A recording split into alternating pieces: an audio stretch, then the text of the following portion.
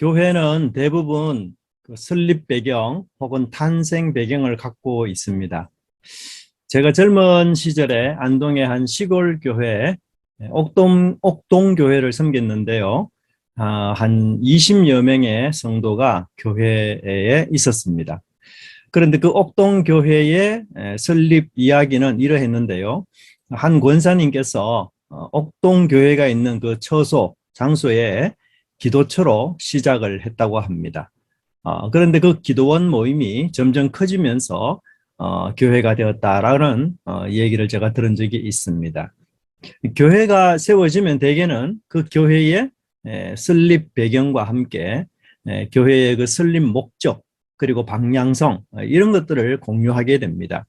그래서 교회의 설립 혹은 탄생 배경을 살펴보는 것은 그 교회가 어떤 정체성과 방향을 갖고 나가야 되는지를 돌아보는 중요한 기회가 되기도 합니다. 우리 믿음의 교회는 어떤 설립 목적을 갖고 있습니까? 하나님께서 믿음의 교회를 세우실 때 원하시던 그 방향과 그 목표는 무엇입니까? 우리가 무엇을 하나님께 서원하면서 믿음의 교회를 세우게 되었습니까? 또한 지금까지도 그러한 방향과 목표를 향해 잘 걸어가고 있는지요? 아니면 궤도 수정이 필요하다면 어떤 것들이 있는지 이런 부분에 대한 성도들의 논의와 토론이 자주는 아니더라도 필요하다는 생각이 들기도 합니다. 그러면서 우리 믿음의 교회가 놓치고 있는 것은 무엇인지, 또 어떤 부분은 보완을 해야 하는지, 또 어떤 부분은 너무나 잘하고 있는지 등을 살피면서 하나님 앞에서 바르게 통치받고 사역하는 그런 공동체로 설 수 있는 자성의 시간이 필요하다는 생각이 듭니다. 제가 이런 좀 주제넘은 이야기를 드리는 것은 앞으로 우리가 데살로니가 전서를 묵상하기 때문입니다. 데살로니가 교회의 탄생 배경 그리고 그 모습을 보면서 우리 믿음의 교회가 이 말씀을 어떻게 적용하면 좋을지에 대해서 고민하면서 제가 이 서두에 이런 이야기를 하게 되었습니다. 데살로니가라는 도시는 항구 도시로서 굉장히 풍요로운 곳이었습니다. 주전 315년 알렉산더 대왕의 군대 장관이었던 캐산더라는 장관이 이 도시를 세우고요. 자기 아내의 이름을 따서 이 도시 이름을 지었습니다. 도시가 발달하기 위해서 여러분 첫 번째 필요한 조건이 뭐죠? 그것은 도로망입니다. 그런데 이 데살로니가 도시는 로마의 굉장히 중요한 군사 도로인 에그네티아라는 도로가 관통하는 그 도로에 있는 도시였습니다. 그래서 부와 영향력이 아주 급속히 성장하게 되었습니다. 뿐만 아니라 이 도시가 부유하게 된 계기가 있는데요. 그것은 주전 42년 안티오니우스와 옥타비아누스가 브루투스와 그의 동료들과 싸우는 그런 일이 벌어졌을 때 이 데살로니가 시민들이 안토니우스와 옥타비아누스를 적극 지지했습니다. 결과적으로 악티움 해전에서 승리하고 로마를 다시 통일한 안토니우스와 옥타비아누스는 이 데살로니가 시민들에게 굉장히 감사하면서 많은 은혜를 베풀었는데요. 그 시민들에게 많은 특전을 주기도 하고요. 세금 면제를 주기도 하고 또 자치권을 주기도 하고 이렇게 고마움을 표시했습니다. 그래서 이 도시가 그때부터 굉장히 풍성하고 성장하는 계기가 되었고 이 마게도냐 전체의 정치와 상업의 중심 역할을 하고요. 거리에는 상인들, 무역업자, 로마의 관리인들, 군인들 등이 다니고 있는 아주 성행하고 화려한 도시였습니다. 그리고 항구에는 로마 각지에서 온 배들로 가득 차 있었다고 합니다. 그렇다면 당시 이 데살로니가 도시의 인구가 얼마나 되었을까? 학자들이 한 20만 명 정도 있다라고 추론하는데요. 그 당시만 하더라도 20만 명의 도시라는 것은 상당히 규모가 큰 그런 도시였다고 할 수 있습니다. 이 도시에 사는 사람들은 자신들이 로마의 중추적인 역할을 감당하는 그런 도시로 생각하고 있기 때문에 굉장한 자부심이 대단한 그런 사람들이었고요. 그래서 로마 여신 숭배를 굉장히 자발적이고 적극적으로 참여했습니다. 또 뿐만 아니라 디오니소스라는 종교에 많은 사람들이 빠져 있었는데요. 이 종교는 그 남자의 성기를 상징으로 삼습니다. 그래서 성적인 탐닉을 통해서 디오니소스 신을 예배하고 그 신의 힘을 얻는 그런 생식 종교였는데요. 자연히 성적으로 굉장히 문란한 도시였던 것입니다. 그래서 데살로니가 교인들 중에서는 예수님을 믿은 이후에도 이런 그 성적으로 굉장히 그 문란한 문화에서 자유로울 수 없었던 것 같습니다.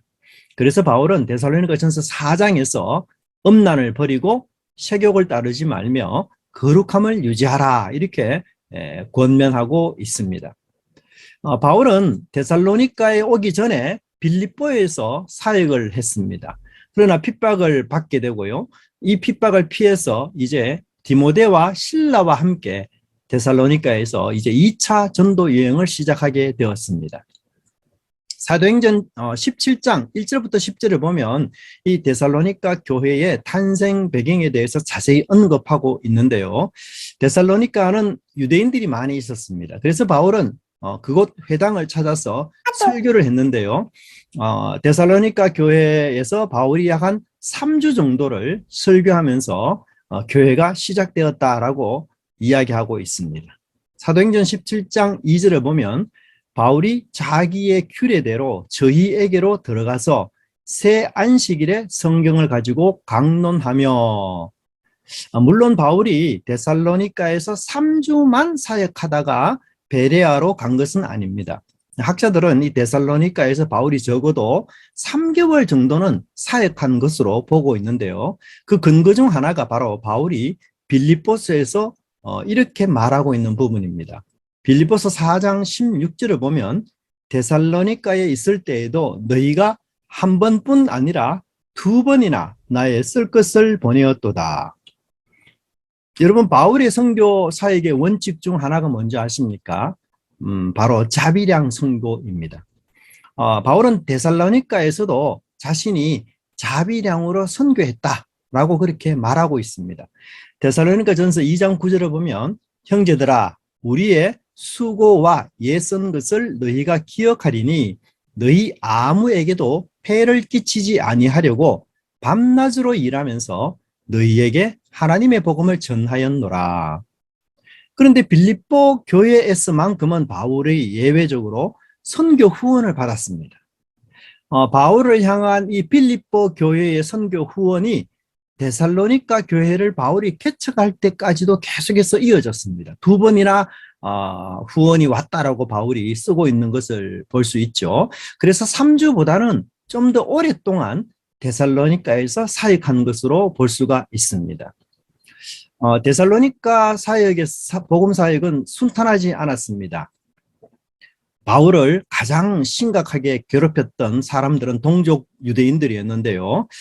사도행전 17장 5절을 보면 이렇게 말하고 있습니다. 그러나 유대인들은 시기하여 저자의 어떤 괴악한 사람들을 데리고 떼를 지어 성을 소동케 하여 야손의 집에 달려들어 저희를 백성에게로 끌어내려고 찾았으나 이들은 시장에서 배회하는 깡패, 즉 조직 폭력배를 동원해서 바울 일행에게 테러를 가했습니다. 폭력을 가했습니다.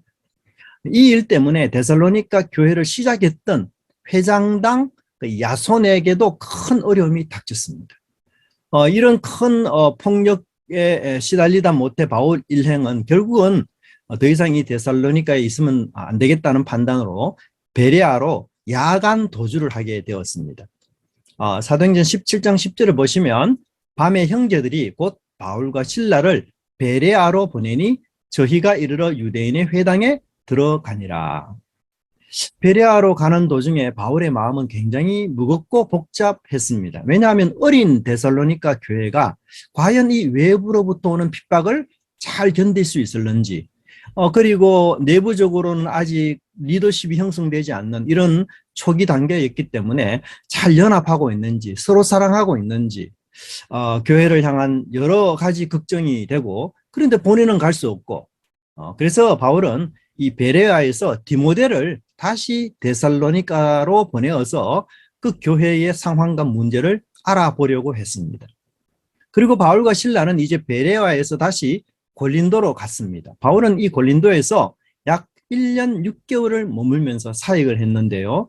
고린도에서 사역하면서도 바울은 늘 데살로니가 교회의 소식을 굉장히 애타게 기다리고 궁금했습니다. 그러던 차에 마침내 데살로니가로 보냈던 디모데가 도착을 했던 것이죠. 그리고 디모데를 통해 들은 이 데살로니가 교회의 긍정적인 소식에 바울은 너무나 기뻐하면서 내가 이제는 살 것 같다라는 그런 고백을 하게 됩니다. 데살로니가전서 3장 6절부터 8절을 보시면 지금은 디모데가 너희에게로부터 와서 너희 믿음과 사랑의 기쁜 소식을 우리에게 전하고 또 너희가 항상 우리를 잘 생각하여 우리가 너희를 간절히 보고자 함과 같이 너희도 우리를 간절히 보고자 한다 하니 이러므로 형제들아 우리가 모든 궁핍과 환난 가운데서 너희 믿음으로 말미암아 너희에게 위로를 받았노라. 그러므로 너희가 주 안에 굳게 선적 우리가 이제는 살리라. 데살로니가 어린 교회가 외부의 협박, 공갈, 핍박 이런 것들에 전혀 굴하지 않고 믿음을 잘 유지할 뿐만 아니라 바울이 갑자기 이렇게 불현듯 떠나지 않았습니까? 그럴 때 이 데살로니가 교인들이 가지고 있는 실망감 혹은 버림받은 마음 그래서 바울을 원망하는 마음 이런 것들이 충분히 있을 법하죠. 그런데도 불구하고 그런 원망의 마음이 조금도 있지 않고 오히려 바울에 대해서 깊은 애착을 가지고 있고 정말 바울을 다시 보기를 간절히 원하는 이 사랑의 소식을 그들에게 전했던 것이었습니다. 디모데는 이런 좋은 소식과 함께 데살로니가 교회가 궁금해하던 영적인 문제들, 신학적인 문제들을 바울에게 질문을 던집니다. 그래서 바울은 데살로니가 교회에게 하고 싶은 몇 마디 말과 함께 충고와 함께 이들에 대한 질문을 답변하기 시작하는데요. 그 답변이 4장부터 나오기 시작합니다. 그러면 질문에 대한 답변의 형식이 있을 거죠. 그 형식이 뭔가 하면요. 무엇에 관하여는 이런 표현을 쓰고 있어요. 예를 들어 바울이 고린도 교회에서 받은 질문에 답할 때에도 이런 문구로 대답하고 있습니다. 고린도전서 8장 1절 같은 경우 우상의 제물에 대하여는 무엇에 관하여는 이게 이제 질문을 던진 것이고 바울이 그 질문에 대답할 때 이런 패턴을 써요. 그런데 데살로니가 전서에도 이런 패턴이 나옵니다. 4장 9절을 보시면 형제 사랑에 관하여는 그렇게 표현되고요. 4장 13절을 보시면 형제들아 자는 자들의 관하여는 그렇게 말하고 데살로니가 5장 1절을 보시면 형제들아 때와 시기에 관하여는 이런 표현이 나와요. 네. 그런데 이제 이 데살로니가 교회가 가지고 있었던 질문의 이슈를 모아보면 종말론의 오해 때문에 교인들이 아주 심각한 그 혼란과 무질서에 빠져 있었습니다. 이 종말론의 그릇된 생각들 때문에 심지어 어떤 교인들은 직장을 아예 그만두는 이런 극단적인 사람들도 있었던 것이었어요. 특히 4장 13절 그리고 5장 1절을 보면 이들은 종말에 대해서 두 가지를 아주 염려하며 고민하고 걱정했던 것으로 보입니다. 첫 번째 문제는 4장 13절 이하에서 나오는데요. 우리가 죽고 난 뒤에 예수님이 재림하게 되면 어떻게 될 것인가? 이런 부분에 대해서 굉장히 염려했던 것 같습니다. 살아있을 때에 예수님을 재림을 맞이하는 것이 굉장히 영광스럽고 그것이 아주 정상적인데 만약에 우리가 죽어서 예수님이 재림하는 게 되면은 불이익을 당하지 않을까 그런 생각을 하게 되는 것이죠. 그래서 이런 고민 때문에 그들이 아주 굉장히 죽은 사람에 대해서 깊은 절망감을 느끼면서 슬퍼하는 이런 일들이 생겼습니다. 두 번째 5장 1절 이하를 보면은 이 세상 끝날 때에는 어떤 일이 일어날 것인가? 분명히 바울은 고린도 교인들에게 최후 심판 날, 주의 날이 온다라고 이야기를 했어요. 그리고 이 최후 심판 날을 어떻게 준비하는 것이 현명한 것인가? 그리고 하나님의 그 최종적인 진노와 심판의 날에 우리들은 그 심판에 이 심판을 당하는 두려운 날이 되지 않을까, 이런 염려와 고민이 굉장히 많았습니다. 그래서 이 두 가지 문제 때문에 데살로니가 교인들은 이 종말론에 대해서 안전, 평안, 이런 어떤 마음보다는 두려움, 혼란, 이런 것들이 굉장히 많았습니다. 그래서 바울은 이 두 가지 그 답변에 대해서 대답한 이후에 말미에 똑같은 말로 그들을 권면합니다. 뭐라고 권면하는가 하면 데살로니가전서 4장 18절을 보시면 그러므로 이러한 말로 서로 위로하라. 두 번째 데살로니가전서 5장 11절을 보시면 그러므로 피차 권면하고 서로 덕세우기를 너희가 하는 것 같이 하라. 예, 사실은 이 서로 위로하라, 피차 권면하라, 위로하라, 사실 유사한 표현이에요. 그렇게 해서 이 종말론에 대한 바른 지식을 통해서 그들이 서로 이제 위로하고 권면하고 그 다음에 바르게 믿음을 가지고 살아가기를 바울이 원하는 것을 알 수가 있습니다. 자, 우선 4장 13절에 죽은 자들에 관하여 살펴보도록 하겠습니다. 13절에서 바울은 이 죽은 자들에 대해서 반드시 알아야 될 진리가 있다라는 사실을 강조합니다.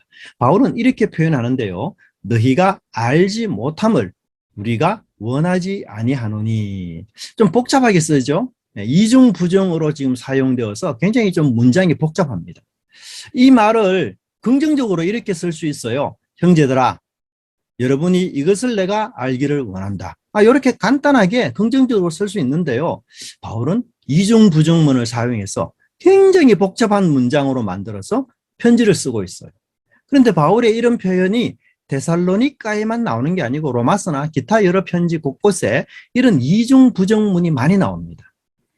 왜 그러면 바울이 이렇게 복잡하게 문장을 쓰고 이중 부정을 사용하면서 쓸까요? 그것은 뭔가 하면 강조를 위함입니다. 그래서 이것은 여러분들이 꼭 알아야 되는 필수 지식이다. 모르면 되지 않는다. 반드시 알아야만 하는 필수적인 지식이다라는 것을 강조하기 위해서 바울이 이런 표현을 쓰고 있는 것입니다. 우리 기독교인들에게는 믿음이 참 중요하죠. 하지만 믿음에 못지않게 지식도 굉장히 중요합니다. 제가 보기에 믿음의 눈이 있다면 이 눈이 뭐냐면 지식이에요. 그래서 지식이 없는 믿음은 오류에 빠지기 쉽고 잘못된 믿음으로 흐르기가 굉장히 쉬우며 결국은 헛된 믿음이 됩니다. 믿음의 눈이 없다면 그것이 아무리 열정이 가득하더라도 맹목적이 될 수밖에 없습니다. 여러분, 이 세상에서 가장 열정적인 종교인들 누구일까요? 아마도 여호와를 믿는 유대인과 알라를 따르는 무슬림일 것입니다. 그런데 바울은 이 유대인들의 지식 없는 열심을 이렇게 꾸짖고 있습니다. 로마서 10장 2절을 보시면 내가 증언하노니 그들이 하나님께 열심히 있으나 올바른 지식을 따른 것이 아니니라. 여러분, 신앙의 왜곡은 잘못된 지식에 근거하고 있습니다. 그래서 극단적으로 이단이 위험한 것입니다.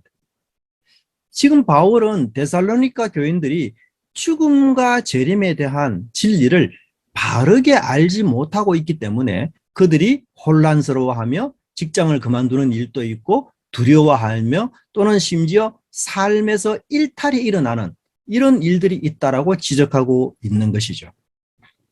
사실 그래서 우리는 늘 배워야 합니다. 예수님의 제자가 되는 순간부터 우리는 말씀을 배우고자 힘써야 합니다. 말씀을 배우는 것은 어떤 의미에서 우리가 영적 양식을 먹는 것이죠. 그래서 신앙인으로서 이 양식을 먹는 일에 열망이 사라지는 것은 굉장히 위험한 그런 모습입니다. 우리는 사실 이 세상을 살아갈 때 늘 오류와 함께 사는 존재들입니다. 하지만 진리를 배움으로써 그런 오류를 수정할 수 있는 기회를 하나님은 지금 우리에게 허락하고 계십니다. 그리고 그 진리가 우리를 혼돈으로부터 그리고 잘못된 두려움으로부터 벗어나게 해 줄 것이라고 이야기하고 있습니다.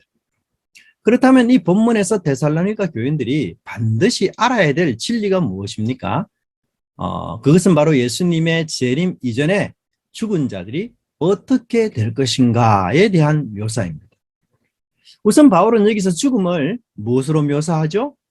죽음을 자는 것으로 묘사하고 있습니다. 그런데 죽음을 자는 것으로 묘사하는 것은요, 당시 로마 시대에도 흔히 사용했던 문구입니다. 그래서 굉장히 보편적인 방식으로 표현했어요. 헬라 문서를 보면은 죽은 자들을 잠자는 자들이다라고 표현한 경우가 많이 나타납니다. 그래서 죽음에 대한 완곡어법으로 잔다 이런 표현을 쓴 것이죠. 하지만 로마 사람들이 이 죽음을 자는 것이다 라고 묘사한 것은 그들이 부활신앙을 믿기 때문은 아닙니다. 그런데 바울은 여기서 죽음을 잠으로 묘사하는 것은 바로 부활신앙 때문인 것이죠. 그런데 이런 부활신앙은 오직 죽음에서 부활하신 예수님을 믿는 기독교인들에게만 존재하는 아주 독특하고도 유일한 신앙이라는 사실을 바울은 여기서 힘주어 강조하고 있습니다. 사실 바울 당시에 여러 많은 종교인들이 있었고 여러 많은 철학이 있었습니다. 그런데 그 종교와 철학은 어떤 모양이든지 인간이 죽음 이후에 소망이 있다 이렇게 가르치는 거죠. 플라톤과 그의 철학자들은 영혼 불멸설을 가르쳤습니다. 그래서 이 영혼이 몸, 곧 물질의 세계와 이 시간의 세계를 떠나서 이데아의 세계, 영혼의 세계로 결국은 복귀한다. 이렇게 소망을 이야기합니다. 또 신비 종교들은 나름대로 인간이 이 신비 종교의 신과 연합해서 결국은 소생한다.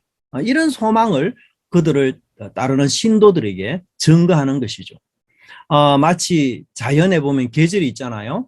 가을에는 생명이 다 되고 겨울에는 죽지만 봄 되면 다시 모든 것이 소생하지 않습니까? 그렇기 때문에 신비 종교자들은 이런 계절의 비유를 하면서 우리도 소생한다라는 얘기를 하고 있다는 것이죠. 그래서 그 당시 많은 사람들이 꼭 기독교가 아니라 할지라도 자기가 심취한 종교에 따르면서 우리도 죽음 위에 소망이 있다 이렇게 생각했다는 것이죠. 그런데 재미있는 현상은요, 그 당시 사람들이 그러면 실제로 이 부활에 대한 소망을 가졌을까?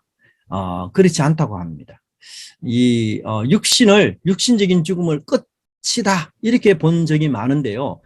그 근거는 뭔가 하면 그들이 죽었을 때 쓰는 묘비문이었어요. 이 로마 시대 당시 사람들이 썼던 묘비문만 전문적으로 연구한 학자가 이 묘비문을 관찰하면서 최종적으로 얻은 결론이 뭔가 하면 그들의 육신적인 죽음을 다 끝이다. 그렇게 보았다는 것이에요. 그래서 헬라 로마 사람들 중에서 대다수 사람들이 바울의 말과 같이 죽음을 소망이 없는 상태로 끝으로 이렇게 본 것이 보았던 것이에요. 그래서 13절에 바울은 뭐라고 이야기하는가 하면 소망 없는 다른 이라고 말하죠. 그런데 이 다른 이라고 번역된 말이 조금 약한 번역인데요. 원문에 의하면 나머지 인류들이라고 표현될 수가 있습니다. 나머지 인류. 소망 없는 나머지 인류. 즉 예수 믿는 사람들은 소망이 있는 사람인 반면에 그 나머지 인류들은 철학자건 신비 종교를 따르는 사람이건 소망이 없다. 그렇게 바울이 이야기한다는 거죠. 여러분 한번 생각해 보십시오. 지금에야 우리 한국에 기독교인들이 많기 때문에 느낌이 다르지만 바울 당시만 하더라도요. 기독교인들이 얼마나 적었습니까? 데살로니가 인구가 얼마라고 했어요? 약 한 20만 명이 된다고 했죠. 근데 그 도시에 여러분 기독교인이 몇 명이 될까요? 정말 맥시멈으로 많이 잡아도 100명이 안 될 것이에요. 50명이 채 안 될 것입니다. 왜냐하면 가정교회로 이루어졌기 때문에. 그렇게 따져보면요. 20만 명 대 50명을 지금 바울이 비교하면서 이 50명만이 부활신앙을 가진 예수님의 유일한 제자다. 이렇게 말하고 있는 것이죠. 엄청난 도발입니다. 우리는 지금 다수의 의견이 진리다라고 생각하는 시대에 살고 있습니다. 다수의 의견이 안전한 것이고 다수의 의견을 따라가는 것이 합리적이고 보편적이라고 생각하는 것이고 그 다수의 의견이 결국은 힘이고 그것이 옳다라고 인정하는 시대를 살고 있습니다. 하지만 바울은 20만 명이 아닌 50명, 지극히 적은 소수가 진리며 합당하며 올바른 것이라고 설명하고 있습니다. 나머지 사람들은 그 수가 아무리 많아도, 심지어 수십억의 재산을 가진 사람들이 그렇게 많아도, 또한 사회를 좌우할 만한 영향력 있는 사람들이 그렇게 많아도 그들은 결국은 소망이 없는 사람이고 절망적인 사람에 불과하다. 그렇게 말하는 것입니다. 여러분, 바울의 이런 표현은 하나님의 백성으로서 구원받은 그 공동체가 가지고 있는 자기 정체성, 이것이 얼마나 강하고 뚜렷하고 확신이 얼마나 강한지를 우리가 알 수가 있습니다. 사실 우리 세상은 어때요? 영향력이 있는 사람에 의해서 좌우되고 물질을 많이 가진 사람에 의해서 좌우됩니다. 또 나보다 권위 있는 사람에 의해서 우리의 정체성과 진리가 흔들릴 때가 많이 있어요. 세상적인 조건이 나보다 못한 사람에게는 그렇게 흔들리지 않아요. 그러나 세상적인 조건이 나보다 훨씬 더 좋은 사람들에 대해서는 우리는 그 사람들에게 영향을 쉽게 받고 그 사람들이 하는 말에 쇠뇌되기 쉬운 이런 일들이 있을 수 있습니다. 하지만 바울은 전혀 그렇게 생각지 않습니다. 여러분, 세상은 결국 어떻게 나누어집니까? 소망이 있느냐, 소망이 없느냐로 세상은 나누어집니다. 아무리 많은 것을 가지고 있고 높은 지위에 있더라도 소망이 없는 사람, 그 사람은 결국 불쌍한 인생입니다. 하지만 우리가 가난하고 고난 가운데 노출되어 있고 그런데 있다 할지라도 우리에게 소망이 있다면 그 사람은 정말 위대한 사람이며 정말 인생을 멋지게 산 사람입니다. 그런 자부심이 우리 속에 있어야 해요. 바울이 사망아, 너의 이기는 것이 어디 있느냐라고 믿음 가운데 외칠 수 있는 그 사람만이 사실 진정한 성자인 것입니다. 그렇다면 소망이 있는 사람과 없는 사람의 차이점이 결국은 어디에서 나타날까요? 그것은 바로 죽음 앞에서 나타납니다. 13절을 보면 슬퍼하지 않도록이라는 표현을 쓰는데, 이 슬퍼하다는 말은요, 그 사랑하는 사람과 그냥 내가 이별한다는 정도의 슬픔이 아니라 아주 절망적인 깊은 잃어버린 것에 대한 애절함, 절망적인 슬픔을 뜻하고 있어요. 그렇다면 데살로니가 교인들이 왜 예수님 재림 이전의 죽음에 대해서 이같이 절망할까요? 이같이 슬퍼할까요? 여러 가지 제안이 있는데 그중에 가장 합당한 제안은 살아서 예수님의 재림을 영접하는 사람이 하나님의 영광에 참여하는 그 기쁨이 더욱 크다라고 생각했기 때문이었어요. 그래서 살아있는 사람이 예수님의 재림을 맞이하는 것과 죽은 사람이 예수님의 재림을 맞이하는 것에 큰 차이가 있다. 그래서 살아서 주님을 영접하는 것보다는 죽은 후에 나중에 주님의 재림에 참여하는 자들은 상당히 불이익이 있을 것이다. 그렇게 생각했던 것이었어요.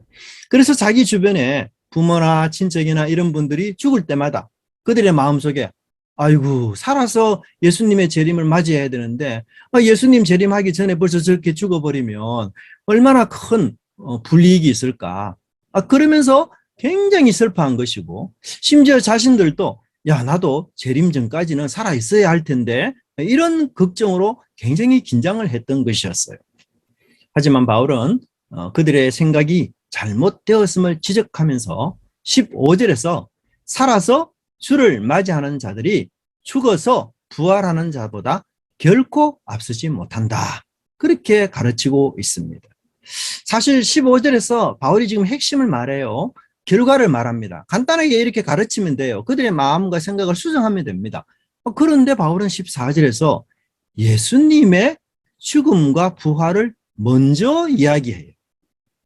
즉 15절의 이 진리, 살아서 주를 맞이하는 자들이 죽어서 부활하는 자들보다 앞서지 못하다라는 이 15절의 진리는 결국 예수님의 죽음과 부활을 제대로 이해할 때 깨달을 수 있고, 예수님의 죽음과 부활이라는 이 복음과 철저하게 연결되어 있다는 사실을 바울이 말하고 있는 것입니다. 그래서 15절의 진리는 14절에 예수님의 죽음과 부활이라는 복음에 근거하고 있음을 우리가 깨달아야 합니다. 그래서 바울은 이 14절에 그들에게 가르쳤던 복음을 다시 반복해요. 14절 보시면 우리가 예수께서 죽으셨다가 다시 살아나심을 믿을진대. 이 문구는요, 우리가 보기에는 그냥 평서문처럼 보이지만 원문에는 이게 만일이라는 부정문으로 되어 있으면서 조건문으로 되어 있으면서 동시에 신앙 고백을 유도하는 그런 표현입니다. 여러분들 예수님이 우리를 위해서 죽고 부활한 것을 믿지요, 이 말이에요. 네. 다시 한번 그렇게 고백해 보십시오. 그러면 예수님이 죽으셨다가 부활했다는 말은 도대체 뭘 이야기하는 겁니까? 그렇게 해서 그들의 이 예수님의 죽음과 부활을 한 번 더 상기시키는 역할을 해요. 즉 하나님이 예수님을 죽음으로부터 부활시킨 것을 내가 믿는다면 그 하나님이 똑같이 여러분의 죽은 자들도 친척들도 부모들도 부활시켜서 그리스도와 함께 데리고 올 것입니다. 그렇게 유도하는 것이에요. 즉 바울은 죽은 자들이 예수님과 함께 올 것이며 재림 전에 일찍 죽은 자들에게는 전혀 불이익이 없다. 왜 그런가? 바로 하나님께서 예수님을 죽은 가운데서 부활시키셨기 때문에 죽은 자들까지도 하나님께서 예수 그리스도 안에 있는 자들을 부활시켜서 데리고 오신다. 그렇게 설명하고 있는 것이에요.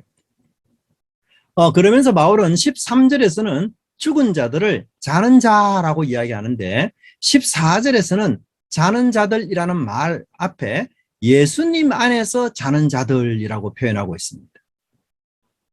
그리고 이 예수님 안에서라는 표현은요, 그리스도 안에서라는 말과 동의어입니다. 즉 예수님의 죽음과 부활을 믿는 자들은 어떤 일이 일어나는가 하면 예수님 안에서 그리스도 안에서 그리스도와 연합하는 일이 일어나게 돼요.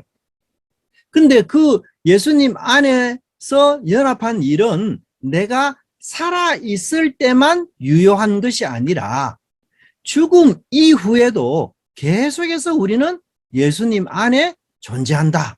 이걸 지금 바울이 힘주어 강조하고 있어요. 그래서 예수님 안에 살아있으면서 내가 예수님을 믿고 그 예수님 안에 들어온 사람은 죽음으로부터 해서 그 예수님 안에 있는 연결고리가 끊어지거나 분리되는 것이 아니라 죽음 이후에도 계속해서 예수님 안에 내가 있게 된다라는 것을 바울은 설명해 주고 있습니다. 사실 우리가 죽음 이후에 우리가 어떤 상태일까? 여러분 궁금하지 않습니까? 바울은 자신이 죽기 전까지 자신의 죽음 이후에 어떤 삶인지 알 수가 없죠. 우리가 죽기 전까지는 내가 죽은 이후에 어떻게 살까? 이걸 누가 예단하고 이야기할 수 있겠어요? 또 묘사할 수 있다 할지라도 이미 죽은 존재인데 어떻게 살아있는 사람에게 다시 와서 내가 죽어보니까 이런 상태더라. 이렇게 말할 수 없는 거죠. 예. 그래서 사실 우리가 죽음 이후에 우리가 어떤 상태에 있지? 이것에 대해서는 굉장히 궁금할 수밖에 없어요. 그런데도 바울은 놀랍게도 빌립보서 1장에서 자신의 죽음 이후의 상태를 이렇게 표현하고 있어요. 내가 그 둘 사이에 끼어 있으니 차라리 세상을 떠나서 그리스도와 함께 있는 것이 훨씬 더 좋은 일이라. 죽은 이후에 바울은 뭐라고 표현하는가 하면 그리스도와 함께 있는 상태다. 이렇게 묘사하고 있어요. 물론 이때가 구원 완성이 되는 때는 아니죠. 우리 구원 완성은 언제 됩니까?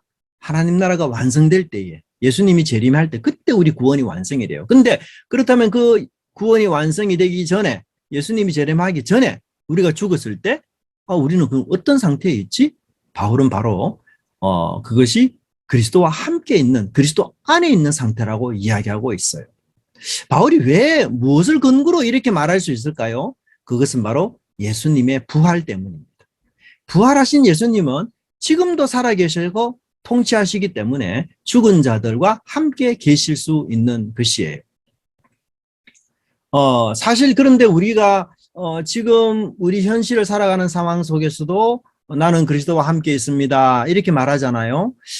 그렇다면 죽음 이후에도 그리스도와 함께 있고 살아있을 때에도 그리스도와 함께 있고 이게 어떤 차이점이 있지? 예. 아마도 죽음 이후에 그리스도와 함께 있으면 농도가 훨씬 더 강한 것이라고 할 수가 있겠죠. 그죠? 그래서 바울은 고린도전서 13장 12절에서 그때와 이후를 이렇게 대조하면서 이야기하는데요. 지금은 거울로 보는 것 같이 희미하나 그때는 얼굴과 얼굴을 대하여 볼 것이고 지금은 내가 부분적으로 아나 그때는 주께서 나를 아신 것 같이 내가 온전히 알리라. 그렇게 표현하고 있어요. 그래서 죽음 이후에 예수님과 함께함은 마치 사람이 얼굴과 얼굴을 대면하는 것 같이 너무나 확실하고 너무나 분명하고 너무나 또렷하고 그러나 우리가 지금 살아있으면서 예수님과 함께하고 예수님 안에 있다는 건 뭐예요? 희미한 경우가 많아요. 희미한 경우가. 그래서 이제 거리를 비유적으로 이야기한다면 지금 우리가 예수님과 함께 한다는 것은 예수님을 저기 100m 앞에서 두고 따르는 거예요. 그래서 고든 길이 보일 때에는 예수님이 보이다가도 이제 굽은 길이 보입니다. 길이 굽어지면 예수님이 안 보이죠. 그래서 확신이 사라집니다. 불안과 긴장도 있어요. 범죄하고 고난당하는 경우 예수님이 정말 나를 사랑하실까? 내가 주님 밖에 있는 것은 아닐까? 예수님이 숨은 것처럼 이렇게 느껴지는 경우가 많이 있습니다. 하지만 죽음 이후에는 이제 예수님을 1m 앞에서 뒤따라요. 그래서 너무 분명하고 너무 확실하고 너무 또렷하게 그렇게 따르고 있는 것입니다. 그런데 아쉽게도 바울은 그 이상을 설명하지 않습니다. 바울의 의도는 더 이상 알려고 하지 말라 이런 의미가 있는 것 같아요. 우리가 사실은 죽음 이후에 여러 가지 많은 궁금한 점이 있잖아요. 죽게 되면 어디가 있을까? 죽은 자들이 이 세상의 일들은 다 알고 있을까? 뭐 얼마나 많은 궁금증이 있습니까? 근데 바울은 더 이상 이야기하지 말라. 그것은 우리에게 유익하지 않다는 것을 설명하고 있습니다. 중요한 것은 죽음이 끝이 아니고 그 죽음을 통해서도 계속 우리가 그리스도 안에 있다라는 사실. 현실적으로 여러분 죽음은 무서운 것이죠. 분리는 무서운 것입니다. 공동체로부터 왕따 당하는 사람이 죽음을 선택하는 것은 그 분리라는 것이 얼마나 무서운 것이며 우리를 치명적으로 힘들게 한다는 것을 알 수 있습니다. 사랑하는 사람으로부터 분리된다는 것. 또 내가 믿었던 사람들, 신뢰했던 사람들로부터 분리된다는 것. 사실 이것은 굉장히 견디기 힘든 공포이며 두려움입니다. 우리는 또한 한계 속에서 살아가는 존재입니다. 그래서 우리는 시간이라는 것, 공간이라는 것에 늘 제약을 받습니다. 그래서 사랑하지만 함께 할 수 없고 내 가족이지만 곁에 있을 수가 없을 때가 너무나 많이 있습니다. 어려움에 빠져 있는 그 친척, 그 사랑하는 친구들에게 내가 도움을 주고 싶은 마음은 꿀뚝 같지만 나 역시 한계에 사로잡힌 존재이기 때문에 어떻게 할 수 없는 그런 사람입니다. 그러나 우리가 주 안에 있는 존재라는 것, 그것을 결코 잊지 말아야 됩니다. 주님께서 시간적으로 그리고 장소적으로 나와 가장 가까이 계시는 분이라는 사실을 기억해야 될 것입니다. 여러분 세상에 그 어떤 사람도 죽음을 정복하지 못했습니다. 아무리 위대한 사람도 이 세상을 정복한 사람도 아무리 탁월한 사람도 막대한 부를 거느린 사람도 한없는 권력과 권세를 가진 사람도 죽음 앞에서는 모두 패자일 뿐이고 죽음 앞에서는 모두 종일 뿐입니다. 두려워할 뿐입니다. 그리고 또한 우리는 죽음 이후에 어떤 삶이 있을지를 알 수 없기 때문에 그 미지의 세계에 대해서 우리는 또한 두려워합니다. 죽음 저편에 있는 이 미지의 세계는 우리가 갈 수도 없고 미리 체험해 볼 수도 없는 그런 곳입니다. 그래서 불안과 염려가 가중되는 것이에요. 하지만 바울은 무엇이라고 우리에게 말합니까? 죽음 이후에는 주님과 더욱 가까이 있게 될 것이다 라고 말씀하고 있습니다. 평소 살아있을 때에 돈을 가까이 하던 사람, 권력을 가까이 하던 사람, 성공과 신분 상승을 가까이 하던 사람, 자신에게 집중하면서 자신에게 가까이 하던 사람에게는 주님과 가까이 함이 오히려 어색하고 힘든 것이 될 수도 있겠습니다. 그러나 정말 주님을 열망하며 내가 언제 주님과 좀 더 가까이 있을까라고 생각하는 사람에게는 죽음이라는 것이 그러한 열망과 목적을 성취하는 하나의 수단이 된다는 사실을 우리는 잊지 말아야 할 것입니다. 죽음이 준비되어 있습니까? 라는 질문에 우리가 속 시원하게 대답할 사람이 그리 많지 않을 것입니다. 여담이지만 저의 장인 어른이 80이 넘으셨어요.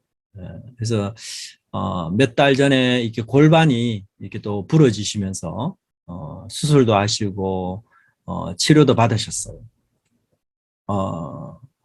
그리고 이제 이 중풍이 오셔가지고 오른쪽을 거의 못 씁니다. 그래서 우리 장모님이 참 신경을 많이 쓰고 고생을 많이 하고 이렇게 하는데요. 죄송하지만 우리 장인 어른이 목사님이거든요. 예. 그래서 한 번은 우리 장모님이나 딸내들이 물어요. 아버지 죽음 준비되어 있습니까? 싫어하셔요. 좀 더 살고 싶다. 싫어하셔요. 죽음 준비되어 있다 그런 얘기 하시면 막 싫어하셔요. 짜증을 내고. 그래서 제가 야, 이게 참 목사이고 그렇게 참 몸이 힘들어서 옆에 사람이 많이 고생하는 것을 보고서도 내가 이렇게 하늘나라 가는 것 자체가 그렇게 내켜하지 않는 것이구나. 참 인간의 그 욕망이라는 게 그런 것이구나. 그런 걸 참 많이 느껴요. 그래서 우리가 참 죽음이 준비되어 있습니까? 라고 하는 이 질문에 사실 뭐 속 시원하게 이렇게 대답할 사람 많지 않을 것 같아요. 하지만 이 질문을 좀 바꾸어서 이제 주님과 함께 사는 삶을 소망하고 있습니까? 라고 질문한다면 사실 우리가 그 대답이 그렇게 쉽지 않으리라, 어렵지 않으리라 그 생각이 듭니다. 자, 그렇다면 종말의 프로그램은 과연 어떻게 진행될까요?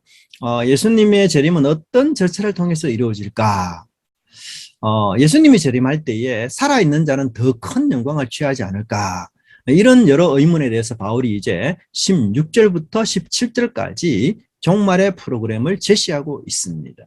그런데 16절부터 17절의 내용은 바울이 이 구약 성경을 열심히 연구하다가 발견한 것이 아니라 15절에서 보면 주의 말씀, 즉 내가 주의 말씀을 가르침을 받은 것을 내가 너희에게 주겠다. 이렇게 표현하고 있습니다. 그래서 이 16절과 17절의 말씀을 잘 보면요. 공관복음서에 나오는 예수님의 종말에 대한 가르침과 많이 일치하고 유사하다는 것을 우리가 알 수가 있습니다. 특별히 마태복음 24장 또는 마태복음 25장 이런 내용과 굉장히 좀 유사함을 볼 수가 있습니다. 자, 그런데 여러분 여기 본문을 보시면서 좀 관찰력이 있는 분은요. 예수님에 대한 칭호가 바뀌었다는 사실을 우리가 발견할 수 있어요. 14절에 보시면 예수께서 죽으셨다가 또 예수 안에서라고 이렇게 표현하잖아요. 그런데 15절과 17절을 보세요. 예수라는 단어가 나오지 않아요. 어떤 단어가 나옵니까? 그때부터는 갑자기 주라는 단어가 나오기 시작합니다. 그래서 14절에서 예수 안에서 자는 자들이라는 표현을 16절에서는 그리스도 안에서 죽은 자들이 이렇게 다르게 표현하고 있어요. 그래서 여러분 왜 바울이 갑자기 여기 주라는 단어를 사용하지? 앞에서는 열심히 예수님이라고 이야기하다가 갑자기 왜 주라는 단어로 다 바뀌었지? 또 그리스도라는 단어로 왜 바뀌지? 예수라는 단어가 하나도 나오지 않네? 이런 의문을 우리가 가질 수가 있는 것이에요. 근데 이 예수님을 주라 부르는 것은요. 초대교회의 중요한 신앙 고백으로서 부활하신 예수님을 말할 때 특별히 이 단어를 사용하고 있어요. 초대교회에서 여러분 예수님이 주님입니다 라고 말하는 첫 사례가 사도행전 2장 36절에 나오고 있어요. 자, 그 전에 공관복음서에서 예수님이 살아계실 때 주님이라는 것은 거의 존칭어로 많이 사용되었어요. 하지만 사도행전 2장 36절 이하부터 예수님이 주님입니다 라고 말할 때에는 그 예수님이 곧 하나님이시고 하나님 보좌 우편에 계신 분이라는 사실을 의미하고 있어요. 그래서 사도행전 2장 36절을 보시면 이렇게 나옵니다. 그런즉 이스라엘 온 집은 확실히 알지니 너희가 십자가에 못 박은 이 예수를 하나님이 주와 그리스도가 되게 하셨느니라. 여기 아주 중요한 단어들이 나와요. 예수는 인성적인 표현이잖아요. 하나님이 주는 뭐죠? 하나님 보좌 우편에 앉아 계신 분, 하나님으로 등극하신 분, 부활하여 높임 받으신 분, 그 다음에 그리스도 그리스도는 뭐냐면요. 이 그리스도는 메시아 역할을 했다는 뜻이에요. 메시아 역할. 그래서 메시아라는 말과 그리스도라는 말은 원래 같은 말이잖아요. 메시아는 히브리어고 그리스도는 헬라어니까. 그래서 그리스도라는 말이 나오면 메시아 역할, 메시아 사명을 완수했다. 그럼 예수님의 메시아 사명은 무엇으로 표현됩니까? 예수님의 죽으심과 부활로 메시아 사명이 다 드러나요. 그래서 예수님이 죽으셨다가 부활했다라는 말을 할 때에는요, 바울이 거의 그리스도가 죽고 부활했다라는 말을 써요. 예, 거의. 그만큼 그리스도라는 것은 메시아적인 칭호라고 우리가 볼 수가 있습니다. 이렇게 예수님이 이제 부활하셔서 하나님 보좌 우편에 앉아 등극하신 하나님이심을 선포하면서 16절과 17절을 이제 재림의 프로그램으로 설명하고 있는데요. 이 본문이 굉장히 복잡하고 사실 말이 많은 본문입니다. 대표적으로 여러분 이 본문에서 사람들이 뭘 이야기합니까? 휴거를 많이 이야기해요. 휴거. 네, 그렇죠. 그래서 17절을 문자적으로 해석해서 휴거를 말하는데 이것은 이제 종말론에 대한 해석의 원리를 잘못 이해한 거예요. 여러분 종말론에 대한 해석의 원리는 뭔가 하면 항상 비유적이고 항상 상징적으로 봐야 됩니다. 이걸 문자적으로 보면은 절대로 이해되지 않습니다. 예를 들어 봅시다. 16절에 여러분 나팔 소리가 나온다 하잖아요. 그렇죠? 네, 나팔 소리. 그러면 온 세상에 울려 퍼지는 엄청나게 큰 나팔이 존재할 수 있을까요? 문자로 본다면. 네? 한국에서 이렇게 나팔을 불면 저기 미국을 지나서 남아프리카까지 들리는 그런 나팔이 있습니까? 네? 아니면 뭐 천사들이 곳곳에서 그냥 한꺼번에 나팔을 불어대는 바람에 모든 인류가 다 나팔을 듣게 됩니까? 문자적으로 이해하고자 하면 이게 상상이 안 가요. 예, 그래서 이거를 이 본문 16절, 17절은 절대로 문자적으로 해석하면 오류가 생기고 복잡하고 꼬여서 도무지 이해가 되지 않습니다.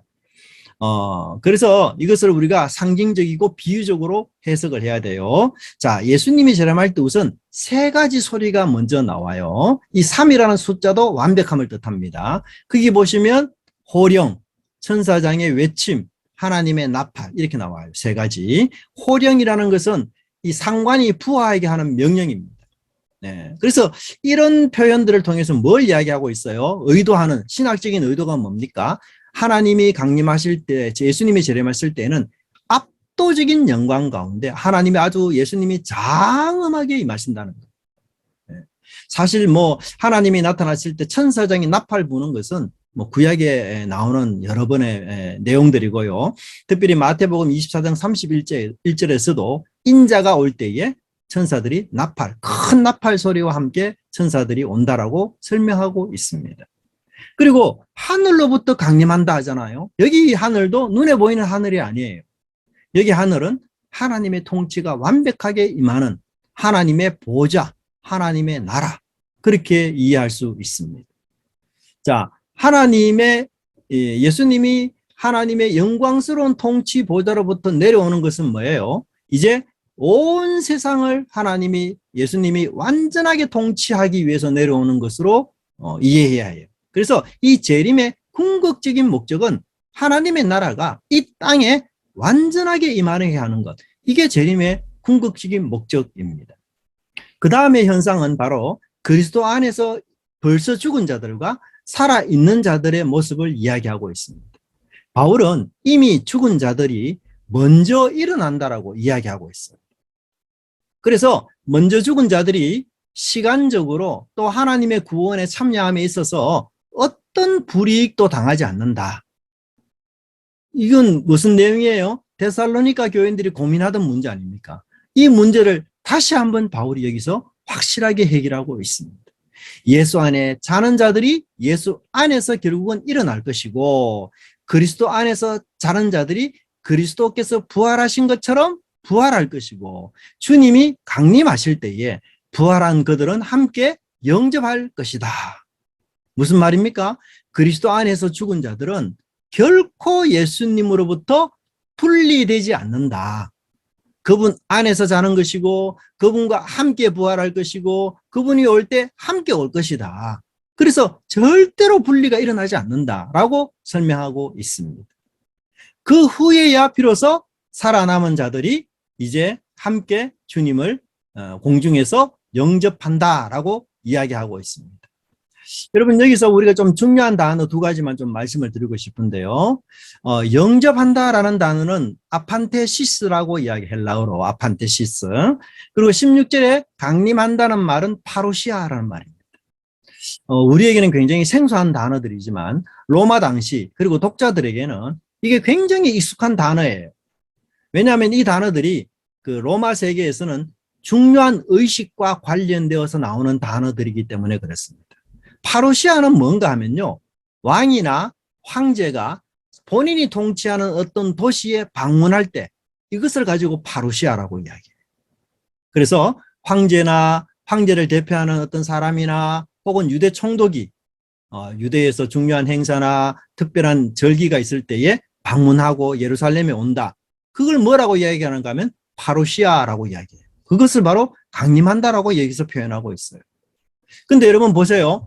유명하고 아주 권력 있는 왕이나 총독, 황제가 어느 도시에 옵니다 하면 보통 그 도시의 지도자는 어떻게 하죠? 예? 올 때까지 기다리고 있습니까? 그렇지 않잖아요. 대부분 마중 나가죠, 미리. 예, 마중 나가서 높은 분을 영접해서 그 도성 안으로 모셔와요. 이게 뭔가 하면 아판테시스예요. 아판테시스. 예. 그래서 거기 보시면 17절에 주를 영접한다라고 말할 때 주님을 마중 나가서 영접해서 모셔온다. 아판테시스. 그걸 쓰고 있습니다. 그래서 이 초월의 하나님으로부터 오시는 예수님을 인간편에서 부활한 성도들이 공중에서 마중해서 예수님을 모시고 다시 땅 위에서 주님과 함께 산다. 이런 뜻이 이 속에 숨어 있습니다. 이와 비슷한 얘기가 요한계시록 21장에 나오는데요. 거기에 보면 하늘의 새 땅과 새 하늘과 새 땅이 땅 위에 옵니다. 그리고 그 땅이 이제 하나님의 생명력으로 가득 차고 하나님의 백성과 함께 사는 그런 모습을 그리고 있어요. 근데 여기서도 의견이 좀 나누어집니다. 여기 들려 올려진다 혹은 17절에 보시면 끌어올려 공중에서 이런 표현이 나오잖아요. 끌어올린다는 말은 뭔가 하면 아주 강력한 힘에 의해서 들려 올려진다는 것이에요. 즉 여러분 낚시할 때 보면 낚시채로 이렇게 탁 낚아채잖아요. 그런 표현이 바로 끌어올려진다라고 표현되고 있어요. 자, 그래서 우리가 부활한 몸체가 낚시채에 낚아채듯이 끌어올려져서 공중에서 주님을 영접한다라고 이야기하고 있어요. 공중에서. 근데 공중에서는 살 수가 없거든요. 왜냐하면 공중은 성경적인 세계관에 의하면 악한 영들이 존재하는 곳이에요. 그래서 공중에서 주님을 영접한다는 말은 이 공중 권세 잡은 자와 그 무리들을 완전히 정복했다라는 사실을 암시하고 있어요. 네, 그래서 한편으로는 공중에서 주님을 영접하기 때문에 우리가 하늘에서 사는 것처럼 묘사가 되고요. 그리고 파루시아나 아판테시스를 중심으로 설명하자면 예수님을 마중하서 다시 땅에서 사는 것처럼 이렇게 표현되고 있어요. 그래서 이 본문을 어떻게 해석하면 하늘에서 우리가 사는 것처럼 표현될 수 있고요. 또 어떻게 해석하면은 우리가 땅에서 하나님 나라를 이루면서 사는 것처럼 이렇게 해석할 수 있어요. 그래서 굉장히 이 본문이 애매하고 논란이 많습니다. 근데 참 우리 편에서도 여러분 바울이 아주 좀 더 분명하고 좀 더 정확하고 명확하게 말하면 우리가 말하기가 쉬운데 왜 이렇게 알쏭달쏭하게 이렇게도 해석할 수 있고 저렇게도 해석할 수 있고 이렇게 표현했을까? 이유가 있어요. 그 이유가 뭔가 하면 17절 마지막 문장에 나옵니다. 뭐죠? 그리하여 우리가 항상 주와 함께 있으리라. 너무 놀라워요.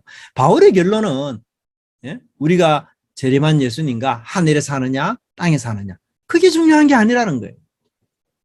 그게 위로 올라가든 아래로 내려오든 그 큰 의미 없다. 뭐예요? 바울이 가장 핵심적으로 생각하는 것은 주와 함께 한다는 것. 이게 가장 중요한 핵심이다. 그게 하나님 나라의 완성이며 목표며 그 절정이다. 하나님 나라 완성으로서 하나님의 영광이 온 세상에 가득 차는 것. 그때에는 하늘에도 하나님의 영광이 가득할 것이고 심지어 땅에도 하나님의 영광이 가득할 것이에요. 네, 그래서 온 땅, 온 하늘이 다 하나님의 거처지가 되는 거예요. 온 세상과 온 우주가 다 하나님의 통치가 임하는 곳이 돼요. 그래서 하늘과 땅이 크게 문제되지 않습니다. 네, 뿐만 아니라 살아있는 자나 죽은 자가 항상 주와 같이 함께 있다. 여러분, 바울의 핵심이 뭐죠? 하늘도 땅도 아니라 주님입니다. 예수님이 나를 위해 십자가에서 죽으시고 부활하셔서 지금 하늘 보좌 우편에서 중보기도 하시는 그 대제사장 예수님과 함께 있다는 것. 내가 살아있을 때뿐 아니라 죽음 이후의 세상조차에서도 내가 그리스도 안에서 그리스도와 함께 있도록 하시는 그 주님의 놀라운 은혜, 그것만이 우리가 기억해야 될 아주 핵심적인 내용이다. 바울은 그렇게 말하고 있습니다. 여러분, 우리가 이 세상을 살아갈 때 무엇이 위로가 됩니까? 얻었을 때 위로가 됩니까? 그렇지만 잃기도 합니다. 또 얻었지만 내가 빼앗기기도 하는 세상 아니에요? 또 어떤 의미에서 우리는 잃기만 하는 그런 인생을 살 수도 있어요. 건강해서 위로가 됩니까? 하지만 결국은 약해지는 것이 우리 이 세상의 삶입니다. 그래서 우리가 이 세상의 것을 가지고 위로한다는 것은 사실 상대적인 위로밖에 되지 않아요. 절대적인 위로, 정말 이 세상을 뛰어넘고 심지어 죽음조차 극복하고 이 죽음조차 무용지물로 만드는 그런 위로, 그게 뭡니까? 바로 예수님의 죽음과 부활을 믿음으로써 내가 주 안에 있다는 사실, 그리고 재림하신 이후에 내가 주님과 영원히 항상 거한다는 사실, 그것이 우리에게 최종적인 위로가 되는 것입니다. 부족하고 모자라고 내가 좀 약해도 내가 지금 주 안에 있고, 그리고 심지어 죽음을 넘어서서까지도 주님과 함께 있다는 사실, 그것 때문에 우리가 위로가 되는 것입니다. 죽음은 세상의 모든 인연을 다 끌어버립니다. 죽음은 세상의 모든 책무, 모든 의무를 다 끊어버리는 아주 분리와 절단의 무서운 세계입니다. 여러분, 어떤 것도 죽음 이후의 세계까지 지속될 수 있는 것은 아무것도 존재하지 않습니다. 하지만 주님 안에 사는 것은 죽음 이후까지도 지속되는 놀라운 은총이요, 정말 하나님의 영광스러운 그런 은총이라는 사실을 우리가 기억해야 돼요. 그래서 우리가 주님을 위해 살았던 그 삶, 그것만이 영원한 것이고 죽음 이후까지도 지속되는 것임을 믿고 주를 위해 우리가 열심으로 서로 위로하고 섬기는 그런 은혜가 있기를 간절히 바랍니다. 기도하겠습니다. 하나님 아버지, 감사합니다. 보잘것없고 연약하고 어리석은 저희들을 하나님의 위대한 자녀로 삼으셔서 이 세상에서 큰 위로 가운데 살게 하시고, 세상에 줄 수 없는, 세상에 줄 수 있는 상대적인 위로를 넘어서서 절대적이고 죽음조차 정복하는 그런 놀라운 위로로 저희들을 은혜 베푸시고 인도하여 주신 것을 진심으로 감사함을 드립니다. 이 세상에서 저희들이 아무리 많은 것을 얻는다 할지라도 주님, 죽고 나면 아무것도 연결되지 않는 소용없는 그런 것들뿐 아니겠습니까? 하지만 죽음 이후에는 주님과 함께 영원히 있게 된다는 이 사실로 인해서 저희들이 이 세상에 살아갈 때에 모자라고 부족하고 연약해도 힘을 얻게 하시고, 결국은 소망 있는 삶을 하나님이 우리에게 주셨다는 이 놀라운 은총 때문에 저희들이 늘 감사하며 있는 자리에서 주님의 섬김을 드러내는 신실한 성도로 살아갈 수 있도록 하나님 힘을 다해 주시고 은혜 베풀어 주시옵소서. 감사드리고 예수님 이름으로 기도드리옵나이다. 아멘.